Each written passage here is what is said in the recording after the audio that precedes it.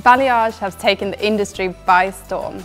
By no means a new service, it's become the staple of what we do as hairdressers. I'm Moduł and I welcome you to Ultimate Balayage.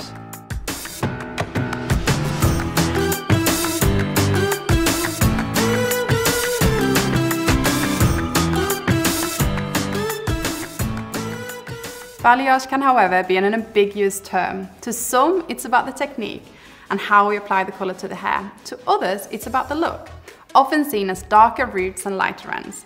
Neither is right or wrong. As hairdressers, we have to understand our clients' needs to make the right decisions to get that perfect end result.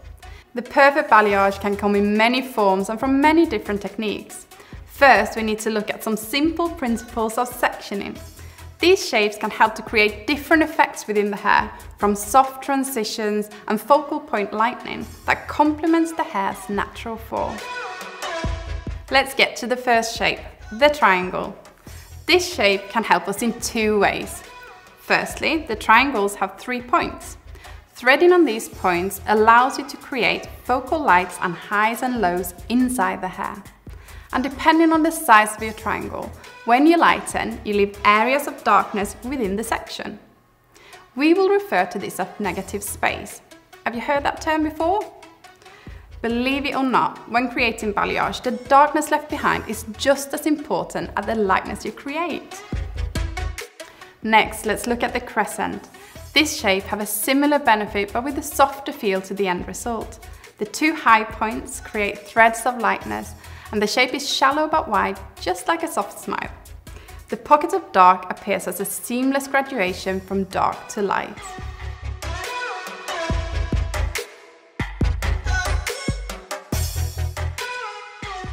Now, a different shape that you may or may not be familiar with, a champagne flute.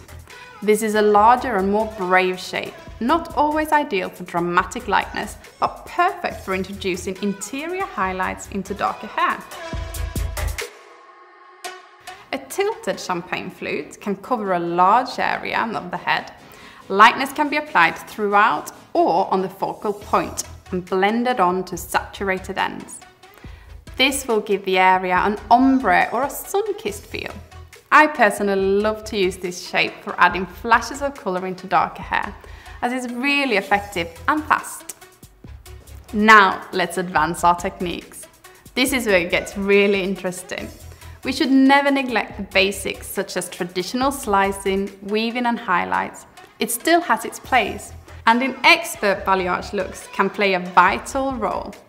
Just imagine one of these shapes placed below a traditional highlight or baby lights.